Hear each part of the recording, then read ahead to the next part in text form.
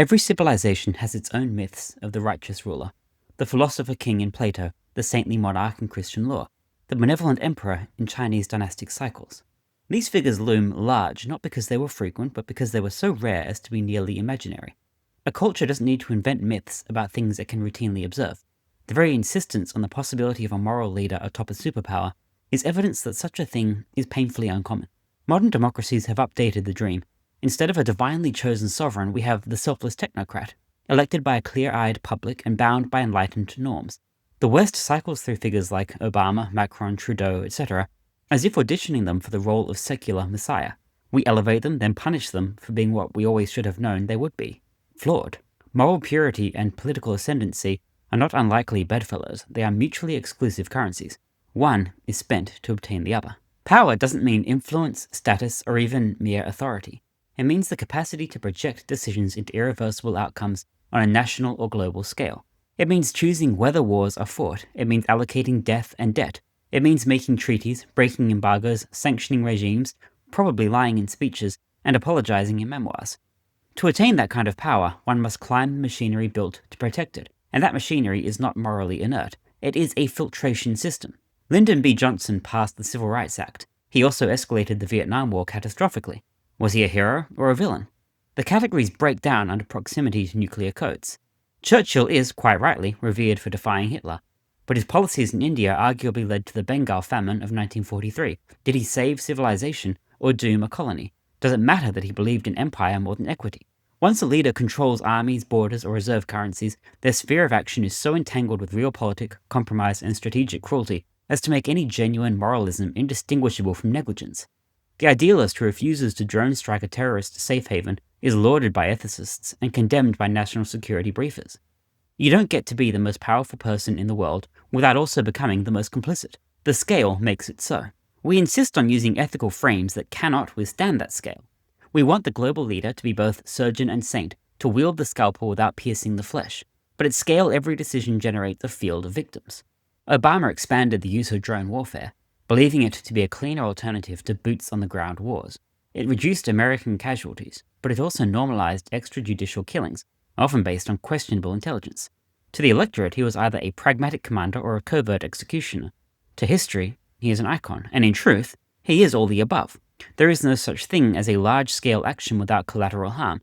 Every lever of power has blood on it, and the person who pulls it cannot claim ignorance. The best they can hope for is triage ethics, to believe they minimized the worst harms, even if they authorized many.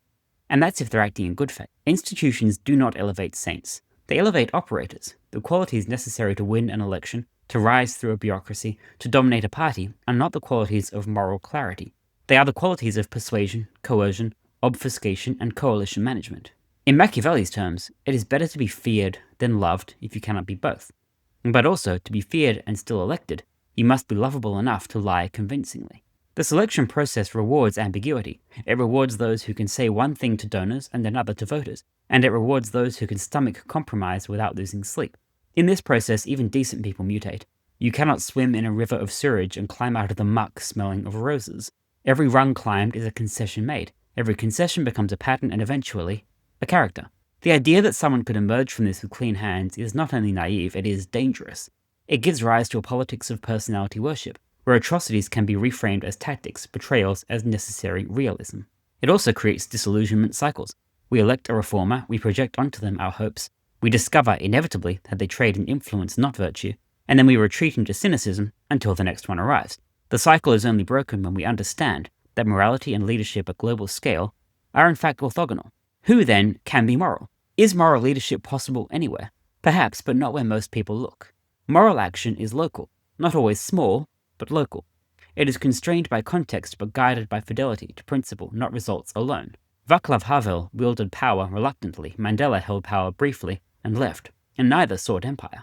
True morality in leadership seems to correlate with refusal. The refusal to cling, to expand, to dominate, the refusal to become the state. But such figures do not lead superpowers, they do not command fleets, they do not decide interest rates. They write essays, they organize communities, and they resign rather than compromise. The larger the platform, the more brittle the virtue, and the more global the power, the more theatrical the ethics. This is not a popular conversation because it undermines the entire premise of electoral idealism. It makes every fallen It makes every foreign policy debate a trolley problem without brakes, and it makes every campaign promise a hostage to necessity. It suggests that we are not choosing between good and bad leaders, but between those willing to lie about what they will do and those who won't bother. It also implicates us, because we are complicit in a system that demands bloodless results.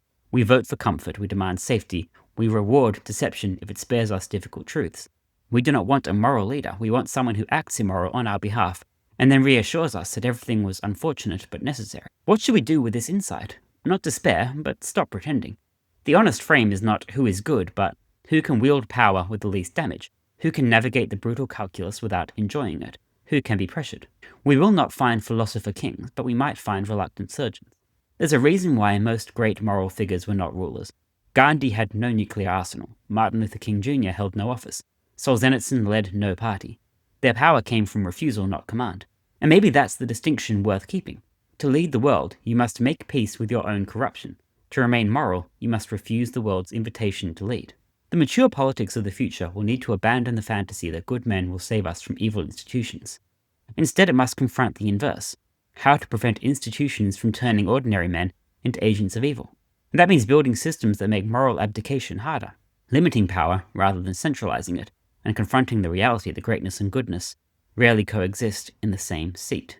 We can ask more of our leaders, but only when we stop asking them to be angels, because no one rules the world cleanly, and anyone who tells you otherwise is lying or campaigning.